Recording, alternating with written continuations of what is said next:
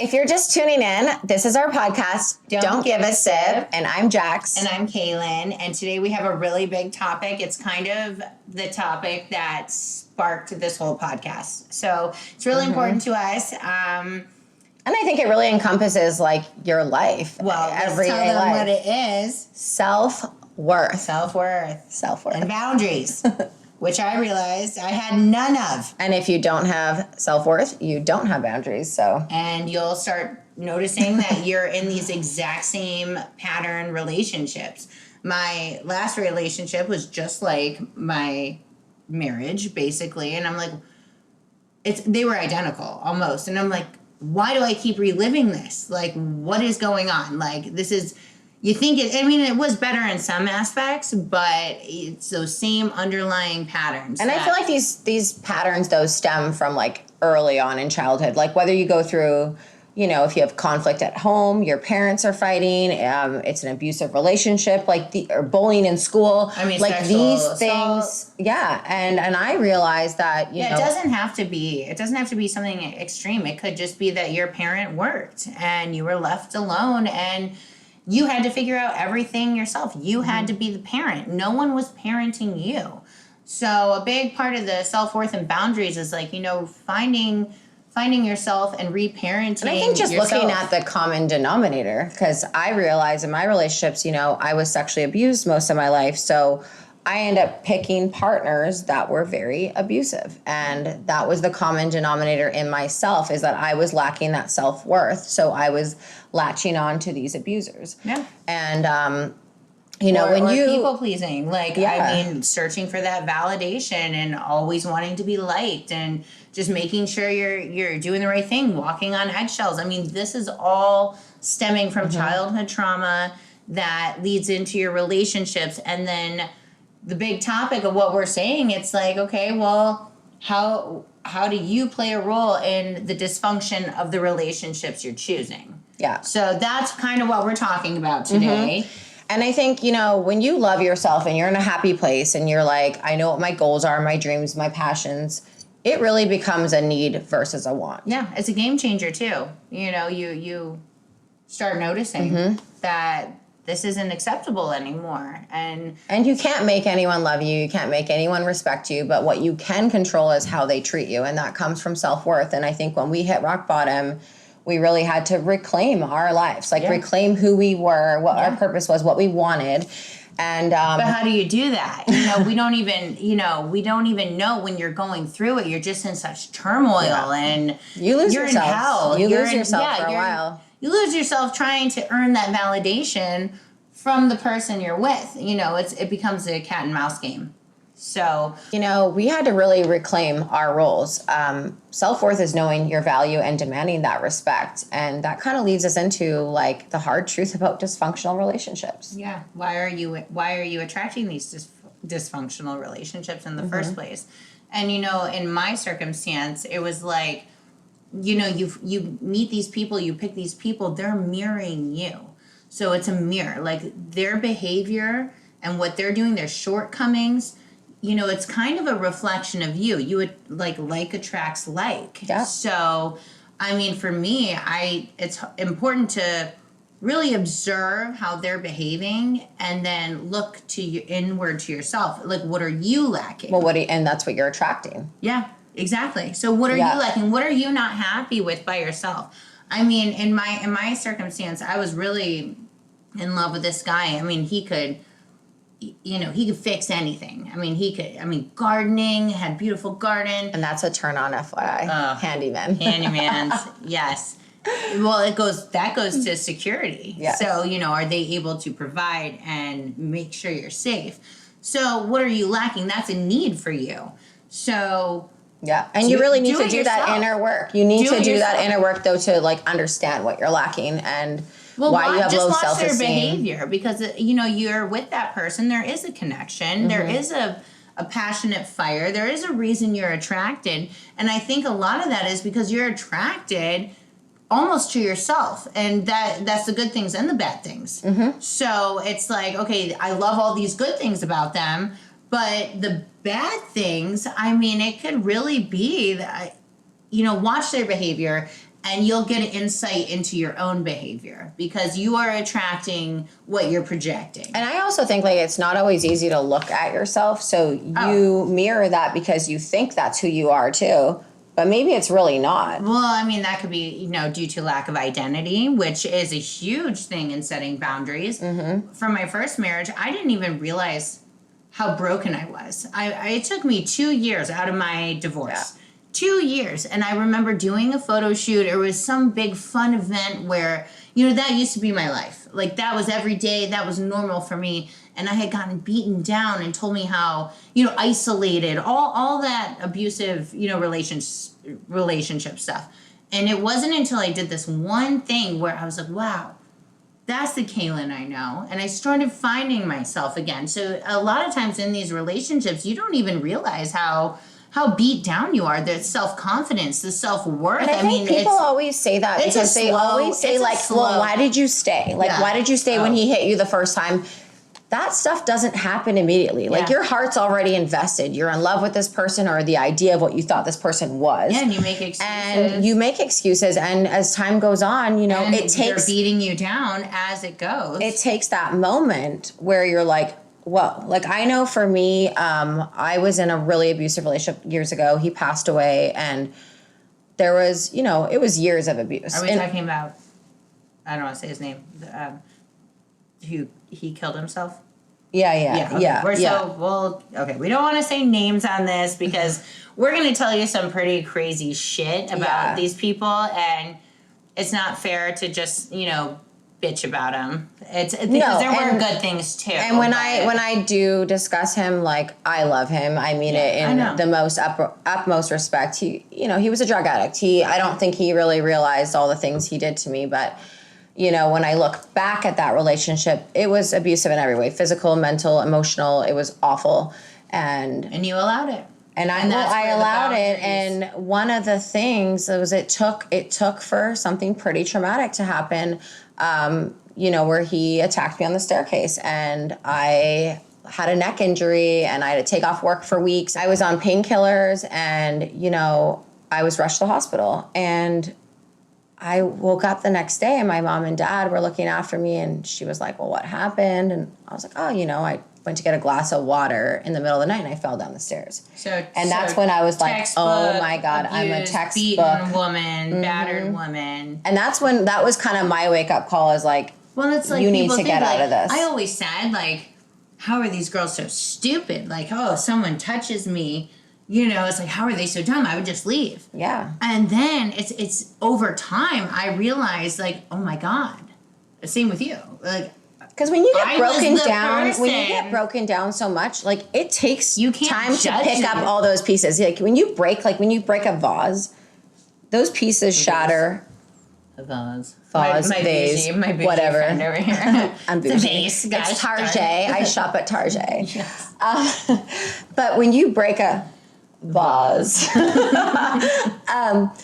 those pieces shatter like everywhere. Yes, yeah. Well, those pieces shatter everywhere. And that's like all those traumas, all those things in that relationship that just shattered. And you have to pick all those pieces up. That's why you don't realize it immediately. Like you have to pick up all those pieces. And then you got to think back and be like, okay, this happened. Hindsight now is 20/20. I get it. Now I get it. Is 20/20. It's easy to say once you're removed. It's easy to say. And that's what we're trying to help you with, because hindsight is 20/20. And you don't see it until you're removed from it. So we're trying to explain our situations and hope that you can see it before you have to go through this crushing nightmare. And I mean, let's be honest, you're going to have to go through it, because I really believe that's the only way you learn. That is life. This is the purpose of life. Life is growing and learning. And be like, told you so. I told you so. Well, at least you know you're not alone. Right. Because we all go through it. This is the purpose of life, in my opinion. I mean, it's to grow, it's to learn, it's to become a better person, It's a journey in general. So when we do things like this, it leads to codependency. It leads to trauma bonding. Mm-hmm. Everything is connected. So if we can start unraveling from the childhood experiences and identifying Why are you choosing these relationships? And like we've talked about this so many times, mindset's everything, because when you are in that positive place, you're attracting those positive thoughts, you're attracting those positive people, and you're able to kind of remove yourself from that situation and kind of like see yourself, on the outside, like you're kind of your shadow. And you're not going to see that right away. You're going to be miserable. You're going to be sad. And that's the beauty of it though, because you do get these realizations. And it's like, I think you really appreciate how strong you are. Right. Yeah. When definitely. you do go like, through that. Okay, I see the lesson. I did it. I made it through. And those are little wins. Those are things that boost your self-esteem. Those are things that boost your self-worth. Every time you recognize something, that is a win. Yeah. Because recognizing is one of the biggest things. Growing. It's taking responsibility. Okay, so I was talking about mirroring your relationships, and you like them for X, Y, and Z. They can build all this stuff. They can garden. They can fix the car. Like, those are things I admire, and that's stuff I wish I could do. And so I was looking to him to fulfill that need for me. And what I found is like, no, that's not I'm lacking. I am not whole. Yes, I like that. So it's like, instead of transferring all that energy onto him and hoping they're going to be my savior. And, I was even romanticizing the idea of, him teaching my children, how to build things and how to garden. Things, and, you know what I mean? It's like, well, I'm interested in that. I'm looking for you to do that. Okay, I'm not whole. I'm lacking. Why don't I just do it myself? Yeah. And that's where it comes in. Like, start doing things for yourself. Start figuring out your hobbies. So my lack of identity, I kind of had a loose idea of what I wanted. And I feel like when we both got out of our last relationships, like I really feel like we started doing things for ourselves. Yeah. Oh my gosh. And I went home, like I went back to Canada. I went out to the mountains where I'm from, and it was just like my zen. Like I worked out. I was doing Pilates 5 days a week. I was eating clean. I was with my family. I was with people that were a positive support system in my environment. And a lot of times in these relationships, you find yourself isolated. And that's a huge thing. That's how you lose your identity. That's how your self-esteem and your self-worth starts deteriorating. Well, they take you away from all those things that are your power. And then you're trying so hard to validate and please like me, and like you're trying so hard to get those breadcrumbs. Please love me. I'm cute. Please love me. I mean, but that's the thing. That's how you lose yourself, because you're doing for them to make them happy instead of focusing that energy and make yourself happy. And so one thing that I found that helps, and I just want this is what I did. I'm going to tell you right now how to do it. So brainstorm. We're going back to like 6th grade here, okay? Yeah. So I want you to get a pen and paper. I want you to write down every single thing that you've ever wanted to do. What are some hobbies? What are some things that you wanted to do? Like, I mean, I want to ride in a hot air balloon. I want to take ceramics classes. Yeah. I want to learn how to woodwork. Write it all down. So make a list, okay? Pick 1, 2, whatever. Pick a couple things and just look it up on the internet and make time for it and go do it. Make time for yourself. And just see if you even like it. When you write it down on paper, that's you telling the universe, this is important to me. Yeah. You're putting your thoughts into physical, tangible, okay, I have a list right here. So you're telling the universe, this is important to me. Pick 1 or 2 and just go do it. Look up the times on the internet. Go take the class. Go take the woodworking class. Go take the gardening class. I'm going to tell you right now, I went in to go sign up for ceramics class because that's what I wanted. I saw it was offered locally. I'm like, oh my God, I've always wanted to do this. I go, there's a raffle, and just, I never win. I never win anything. I get this phone call. Hello, Miss Green. I'd like to tell you, you won 2 free gardening classes. Okay, boom. Thank you, universe. It's like you're manifesting it. You start doing the things that you want to do, and shit starts happening. I mean, that's the best example. No, but it's so true. I was like, I wanted to garden. But that's where we got our self-worth back, because I think we started to do all these things for ourselves, and we just started to feel better every day. I mean, you have your moments, but you're like, no, overall, like, I'm good. Like, I know now who I am. And I know, like, you're not going to be stuck. You're not going to be wallowing forever. Not forever. You're not going to, you feel it. You will. It's going to hurt. but it's not forever. So don't think that you're going to be stuck in this nightmare and this pain forever. You're not. There's always another side of it. And, you know, it goes back to, like, you just brought up your ex with the suicide. I mean, I think it's easy to get lost in those feelings and of despair and just pure And I think you need heartache. to. Like, I had to let myself Feel kind it. of be Process. fucking psycho for a year and a half. I drank. I wanted to numb my pain. You know, I did all the things, you know, Yeah. but I needed to go through that. It's not healthy. I needed to lose myself. No, you needed to lose yourself to really be like, okay, this isn't what I want. Where do I go from here? Like like you can only go down so far, and then you got to go back up. Keep this cycle, or I'm gonna say no more. I'm done. No more. Well, gravity only pulls you down so far. Yeah. And then you kind of hit, and you're like, okay, where do I go up from here? And that's where I made my decision. I'm like, you know. And once you start going, so make the list, pick the things, go. You're gonna meet people.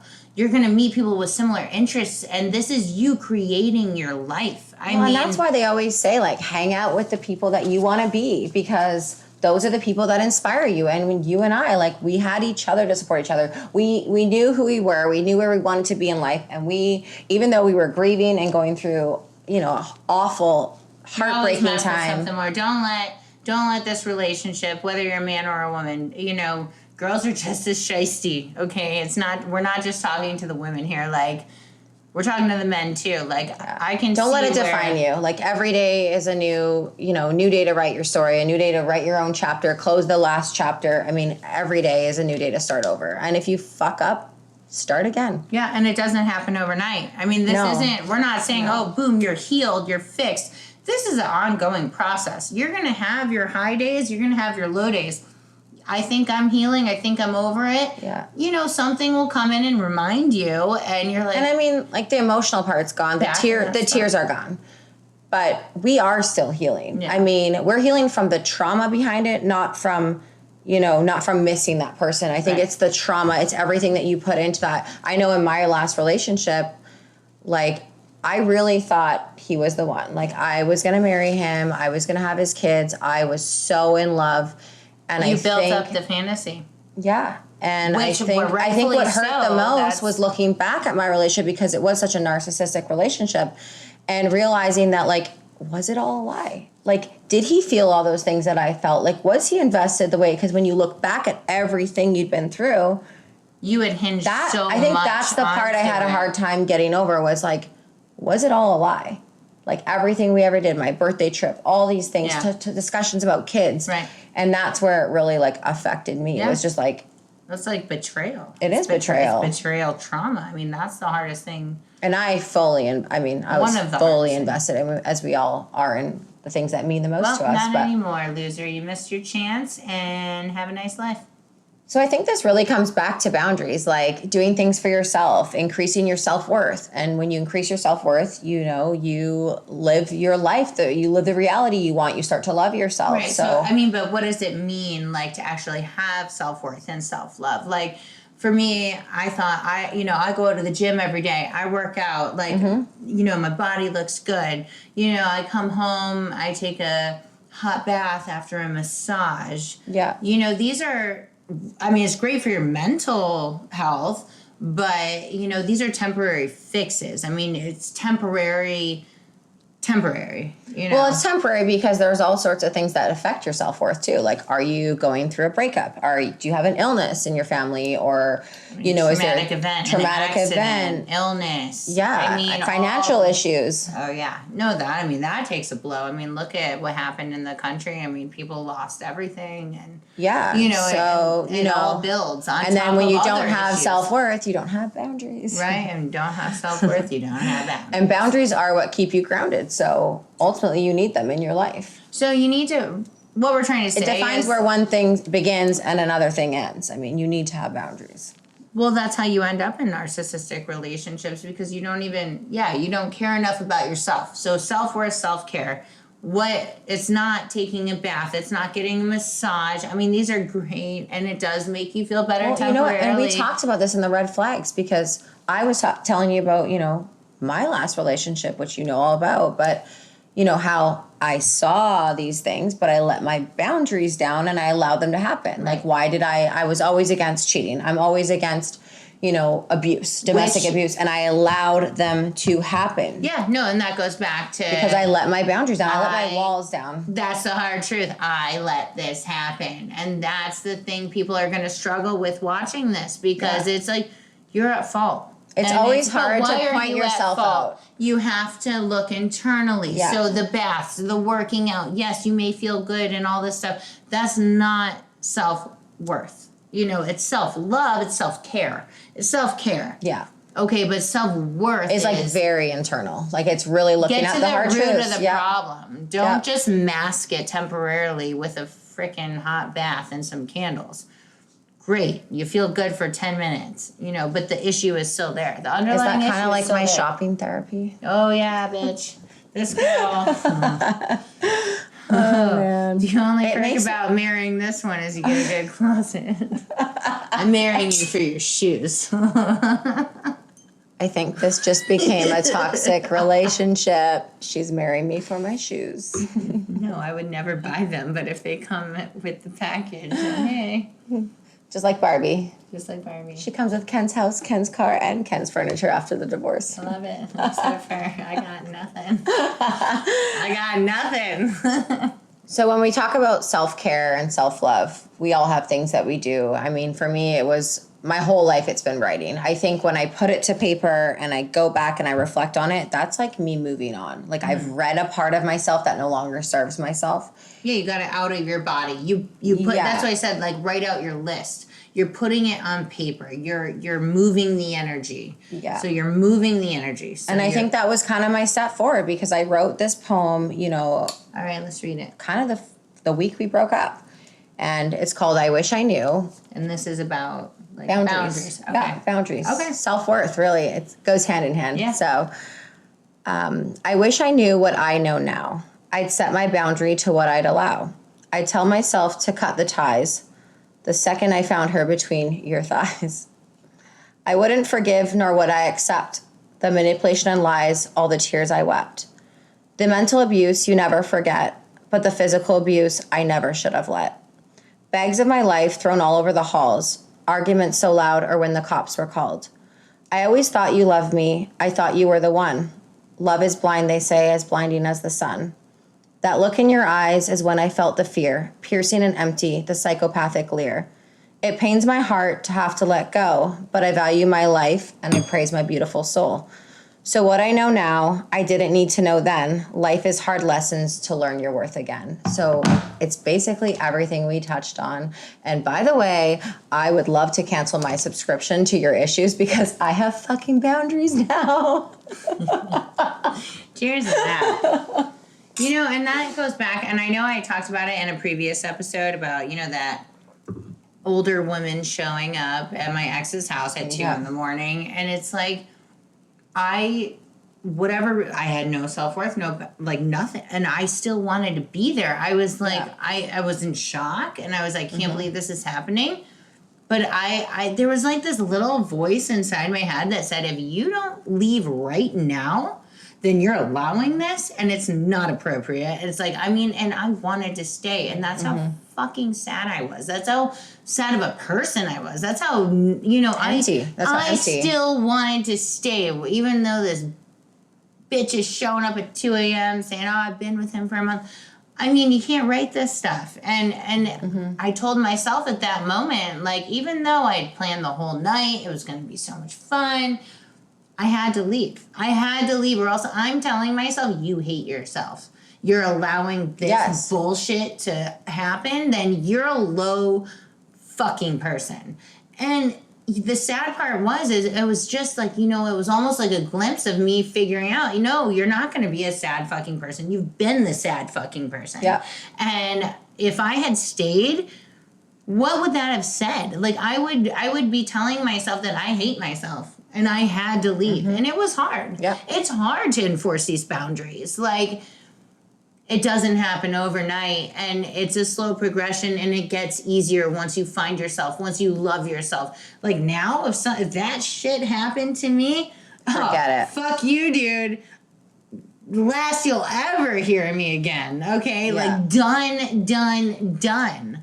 It's never happening again, and you'll get to that point. And I think as much as we vent about it, though, like the negative aspects, like I have to be honest and say, like you just kind of touched on, like once you have that realization, like I kind of had to look back and be like, I hate you. Like you are a piece of shit for what you did to me, how you treated me. I hate you. But I also thank you me feel like this for fueling my purpose. Yeah. Because I felt like after that, I almost had to kind of give him. I know the smallest thank you, like look the smallest what we're doing. Violin. Go fuck yourselves, because you know what? Your bullshit led to us rising above and doing this and creating an outlet. And do you remember that Cardi B, like that Cardi B where she's like, thanks to my haters. Yeah. I know you're subscribing, motherfucker. I know you're watching us right now, listening to us talk about all the bullshit you put us through. But guess, that's what you're saying. That's what you're saying. Yep. It's, you know what? I want to hate you so bad, and I am still hurting, and a part of me still loves you. Like, I do. We do. Like, we do. We love the idea of what we thought you were. Let's be honest. We're still healing, apparently. It's we love the idea of what we thought. But what those horrible instances has broken us down so much to where there wasn't anybody else to pick us up. We had to be our own saviors. We had to come up and look what we're doing. And I hope we're helping, and I hope, even if we're not, we're helping ourselves. And this is the most therapeutic process I've ever had. And that's why we're doing this. We're not here to bash our past experiences because our exes, but we are talking about it because it's a part of our life. And so... And it made us who we are. Like, we wouldn't be doing this right now if we didn't get totally screwed over. And all the traumas in our life. I mean, I think we've just had to be strong so many times, and then you just kind of learn more from every situation you're in. So... You don't realize how strong you really are. I mean, all these little life things that you just get through and you just push through a day to day. Like, take your win. Like, last night I was feeling really good. But I had this moment of, because I felt guilty. I was watching a TV show. All I do is watch frickin' SpongeBob and frickin' Bluey, okay? Like, so I sit down. I probably have a couple things to get the house ready, get ready for my day. And I was like, you know what? I just want to watch a show. And the whole time I'm watching the show, I felt really guilty. Like, I should be doing this. I should be doing this. Yeah. And I had a moment where I'm like, you know what?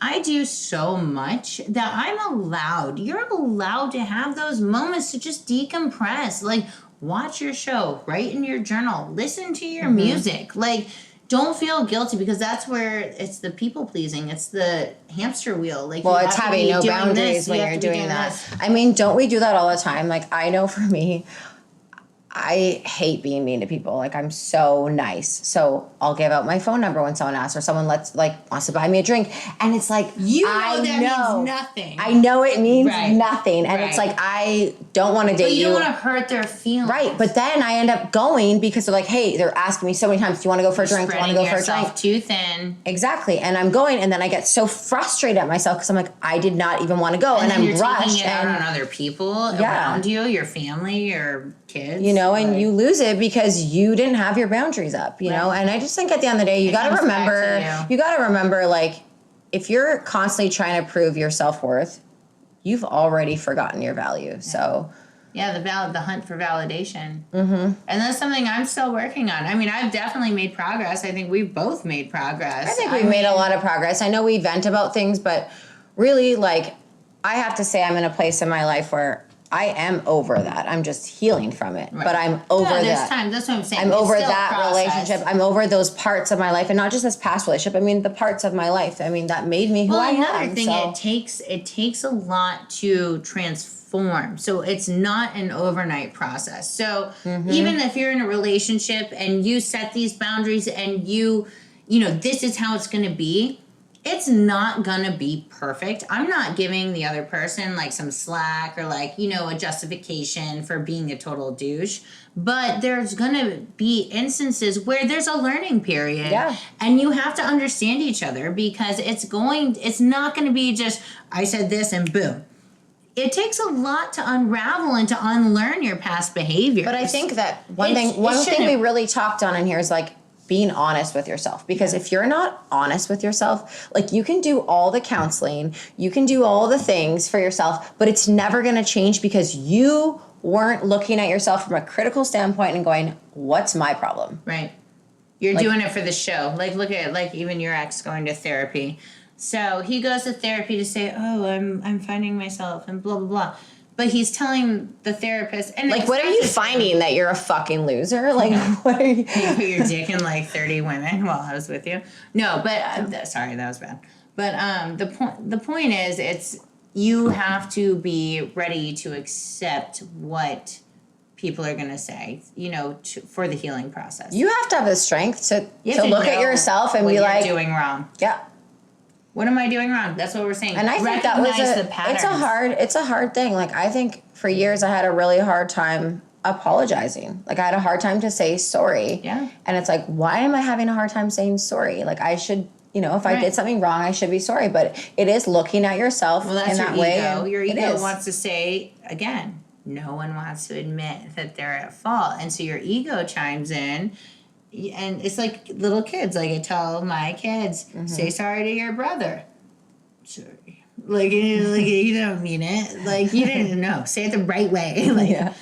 You know what I mean? Yes, like, I do. It's that pride. It's that ego. You have to put that away. If you're serious about a relationship, if you're serious about loving someone, throw it away, both of you, and start with, like, okay, look, we're both dipshits, okay? Like, how do we fix this? And when both of you are on the same page, that's the only way that works. Because one... Yeah, or I don't want to go into my relationship again. We know I got fucked over. We know it's batshit crazy. If you're the only one trying, get the fuck out. Because it's never going to get better. It's a two-way street, never a one-way street. They're not. Save your time. Yeah. Don't waste your time. Yeah, you have to be open to your own reality. Well, I didn't even realize I was in, like, we go into codependency. What is codependency? I didn't even know what, we hear the term, oh, they're so codependent, or, you don't, and we kind of have this idea what it means. Like, I always thought, oh, you're codependent. Oh, they just, like, they go back and forth. They bicker a lot. And it's just this toxic thing, which, yes, it is. But what it is when one person is just trying so hard. It's the same repetitive cycle where it's this up and down and you're enabling. And so you're with an abuser. And they could oftentimes be like manipulative people. I mean, it could be drug addiction. It just could be narcissism. It could be anything. Just even ego, like what we were talking about. Yeah. So the real definition of like a codependent relationship is there's someone in that relationship who is just seeking that strong approval, that validation. Yeah. And it's constant. And then that turns into trauma bonding. So we talked about, like, where, how you were raised and things that happen in childhood. You repeat these when seeking out a partner. So be aware of that, because with trauma bonding, it's like you're in the same cycle. You're begging for approval. And like I said, the analogy, the slot machine in Vegas, like you put money in, you're trying. And then boom, you get like a $5 jackpot. Whoa, I won. You take it as a win. That's that high. Then you're stuck in that cycle. And that's what trauma bonding is. Yeah. And codependency, trauma bonding, it only happens because you have lack of boundaries. Yep, absolutely. And you've been beaten down, your self-worth. But you can't have self-worth if you can't have boundaries if you don't have self-worth. No. So basically, trauma makes you tolerate a lot of shit that you don't deserve. Okay, so. But recognizing it is step one. And that's where we're at. That's why we're here. That's why we're here. Not just to drink and think. Hopefully we're helping. I think you just need to remember, like, if you find yourself constantly trying to prove your self-worth, then you've already forgotten your value. Yeah, I mean, you got to look at your patterns. Look at the patterns in your relationship. Try to unravel it. It's not going to be overnight. But at least be aware. Identify your boundaries. Identify what you're okay with. And always remember that this is your life. Yeah, write your story. Live your dream. and just don't give a sip. Don't give a sip. Over and out. It will get better.